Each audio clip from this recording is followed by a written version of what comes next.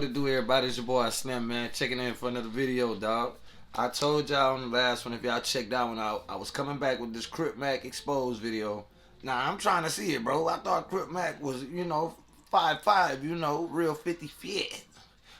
On hood. Like, you know what I'm saying? I thought he was, I ain't gonna say I thought that. He appeared it. He created the illusion. Kind of believable. Tattoos, Anyway, let's see, bro. I want to see how bro get exposed. I'm trying to see this because it must be bad, son. It gotta be bad, son. They get it. They get it.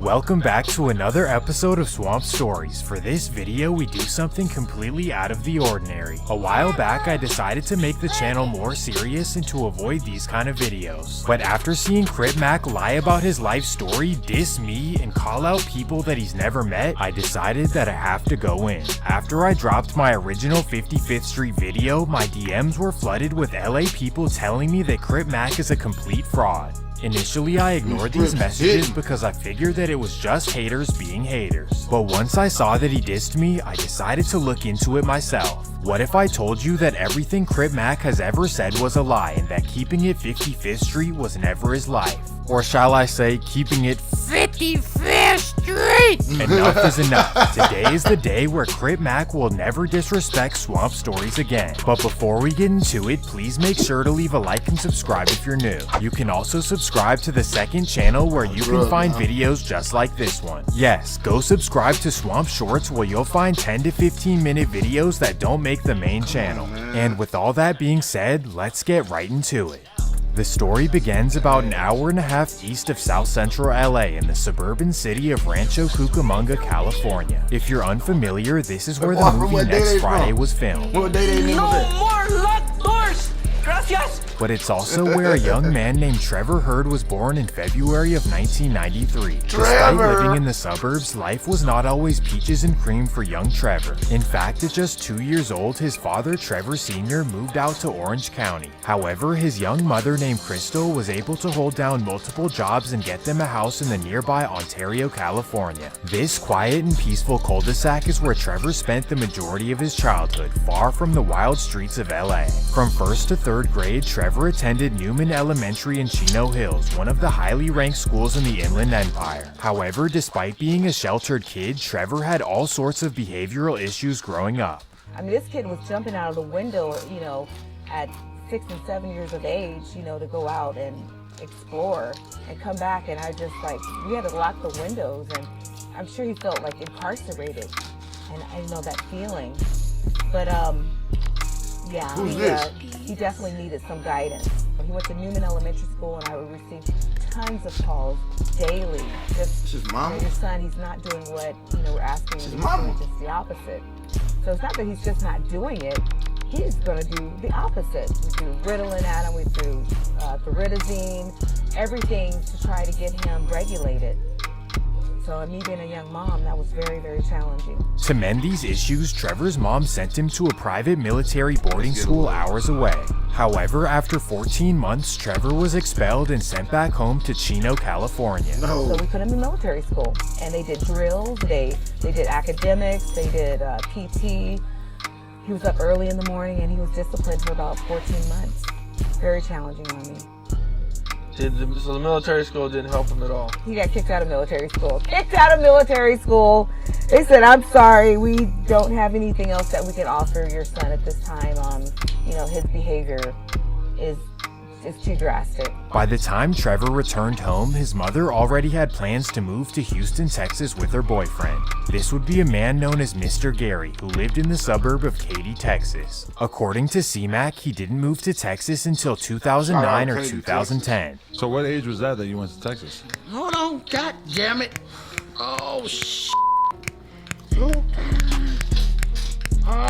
2000, god damn it. Bro, I didn't think none of this was gonna come to light. 2010. Okay. That's a teenager on hood in Houston, Texas. I did 2 years out there. I never graduated or nothing, but look, at least I went. Look. But according to his mom, he actually moved there as a little kid. Oh, so he was there 14 months? Yeah. You know what age?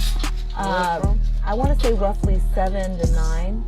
Oh, young. Yeah. Oh, okay. And then at that point, that's how old when you he moved was? to Texas. And That's when he moved to Texas. So for the next few years, Trevor went to middle school in Katy, Texas, and things were kind of coming together for the family. But then everything came crashing down. One day after returning home from work, Trevor's mom walked in on something she never thought she'd see. She walked in on her beloved Mr. Gary with a Brock Lesnar lookalike. As you would expect, this ended everything for Mr. Gary, and Trevor and Crystal moved in with Granny Bear in Katy, Texas. However, Granny decided to send him to school in Houston so he could be with a family friend. Little did Granny know this family friend was an official Rolling 60s member from Southwest Houston. Well, when Trevor met him, he decided to tell him that he himself was an official Rolling 60s member from LA. He also told him that he went by Woodard in the streets. When you meet Woodard, you know, he sophomore, junior, your senior, you know how. I'm the reason he ended up going to Aces. Okay, just walk us through y'all's relationship. Alright. His grandma stayed in Katy. You already know Katy is not an Asian. It's suburb. Yeah. Yeah, that's Fort B and I. I stayed, Damn, my oldest sugar. stayed at 80, yeah. So he was registered to my house to go to Hastings because I was at Hastings.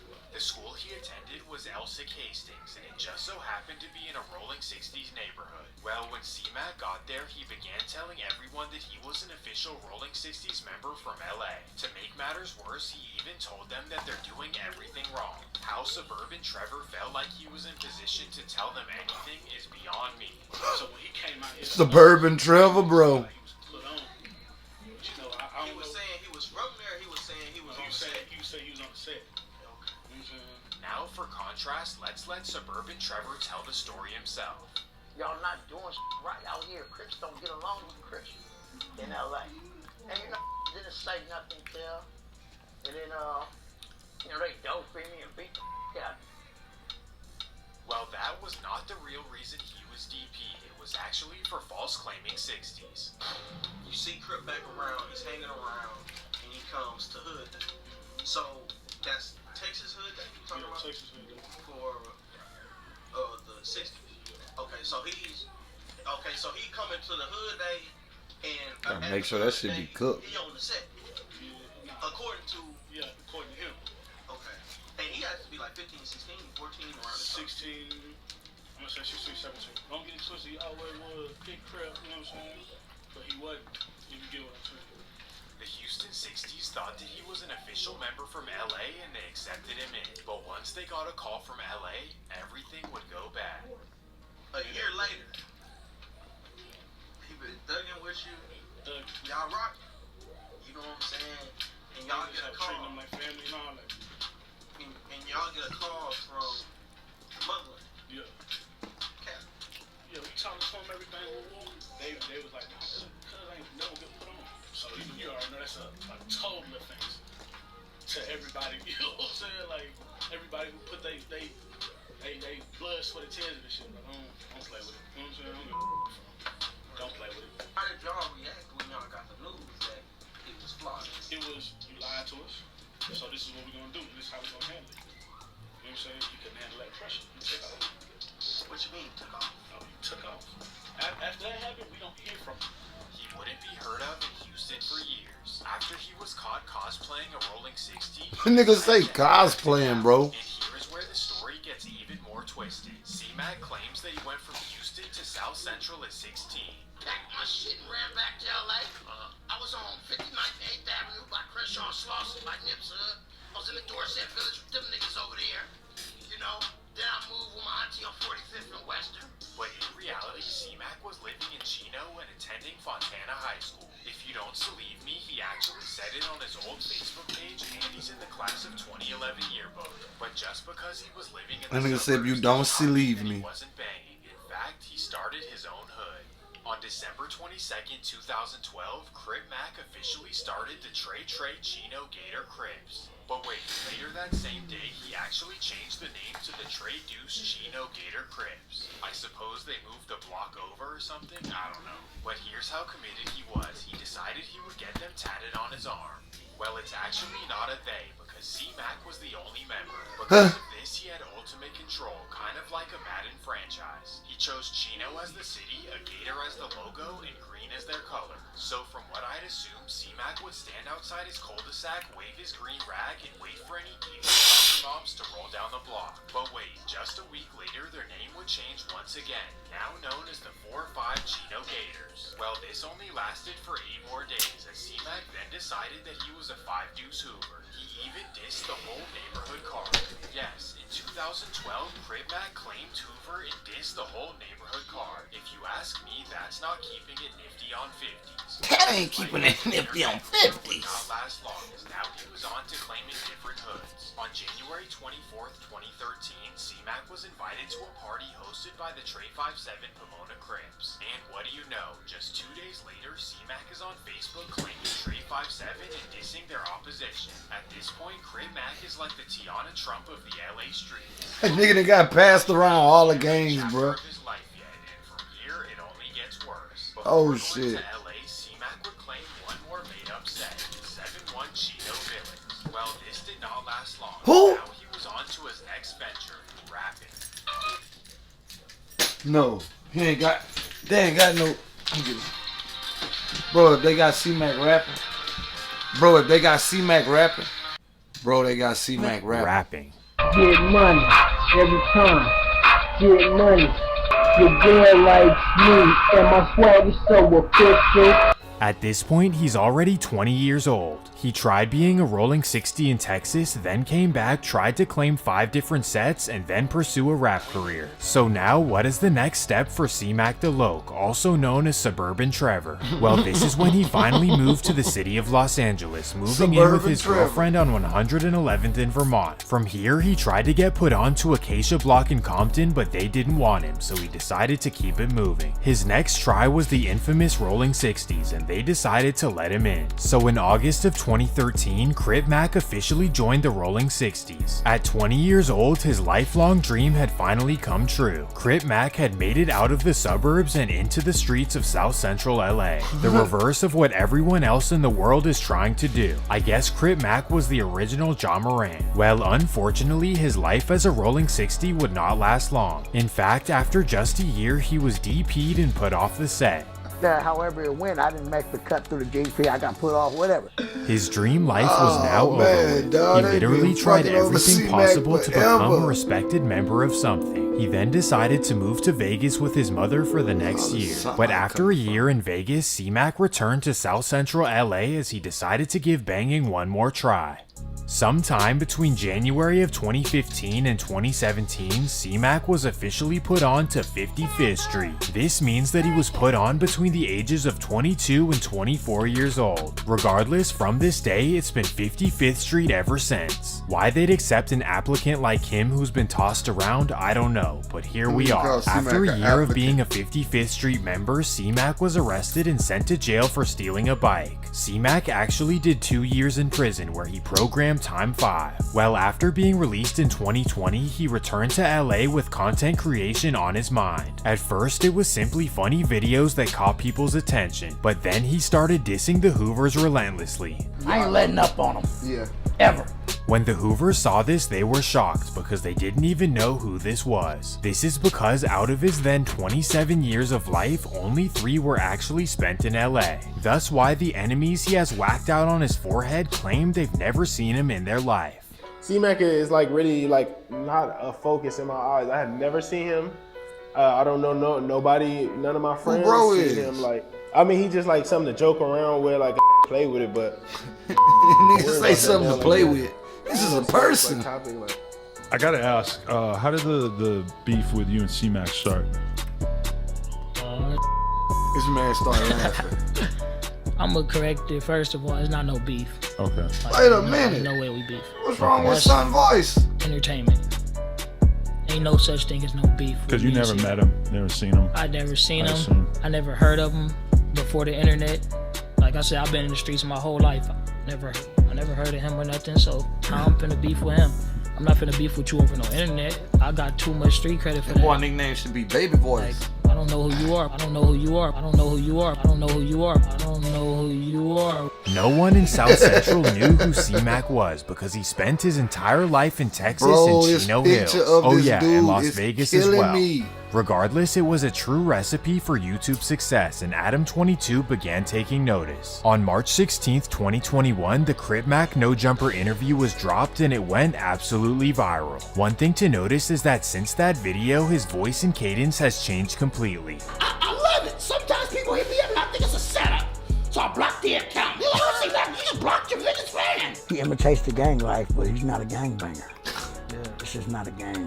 Whoa. Well, after the No Jumper interview, all of the fans wanted to see him in his hood. And boom, that's when Andrew Callahan drops the legendary Crip Mac vlog. After watching the video, the first thing that came to my mind is where are all of his fellow members? Why is it always just him on the block? And vlog after vlog after vlog, I could not find any fellow 55th Street members.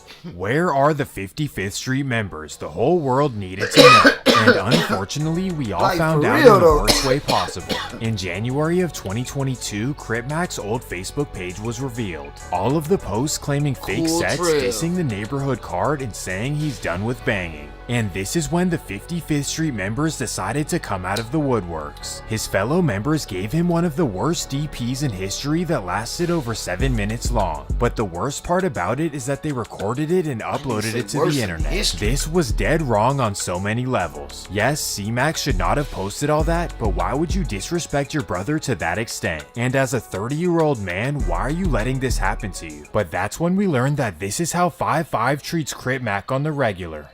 You'd have been DP like 5 times. About 5 times. About 5 times. 55th times. What the fuck, bro? You let these little dudes beat up on you, bro. What's wrong with Crip Mac, man? You know, but a DP only makes a man stronger because you can survive harder in the county jail. Yeah. Trust and believe that.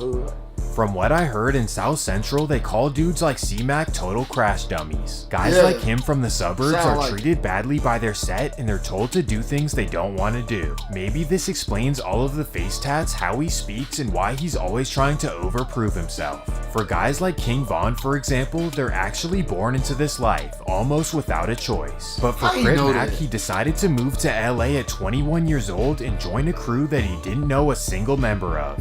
Not to mention that he chose to have ops that don't even know he exists. All of this to fill his identity crisis and void for brotherhood. So for all of the young men out there dealing with the same thing, please realize that this is not the way to do it. Going to college or joining the military will fill that void 10 times over. Well, on a positive note, Crip Mac is extremely entertaining and has a true talent for YouTube. His natural charisma and talent for entertainment got him millions of views. From what I would estimate, the channel probably generated hundreds and hundreds of thousands of dollars. But unfortunately, he keeps giving the keys to his channel to local hood OGs. Whether it's Coach Warren or King Five Fingers or Christopher Lovejoy, they all seem to end up with all of his pages and channels. Crip Mac, stop giving away your channels to people who are gonna leech off you. Stop. You can do this yourself and you can laugh to the bank. Well, that takes us to May of 2023. This is when Crip Mac was released from prison after a year for Billy Western.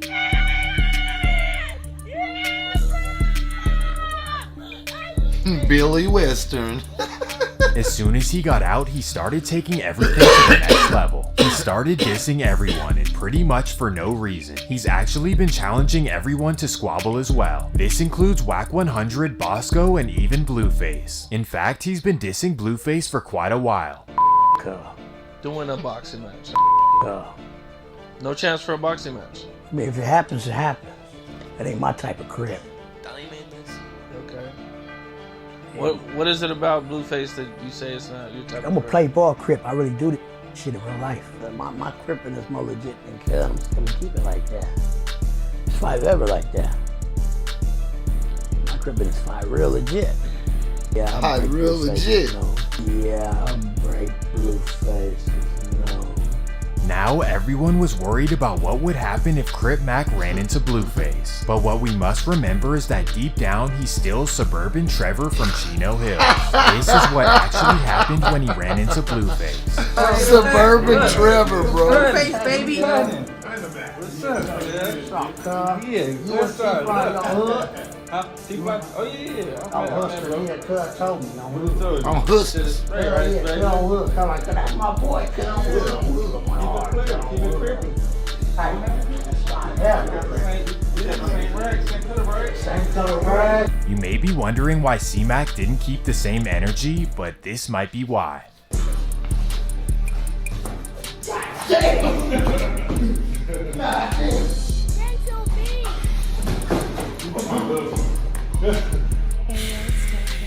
I don't even know what to say. Even after he was friendly in person with Blueface, C-Mac is still dissing him online.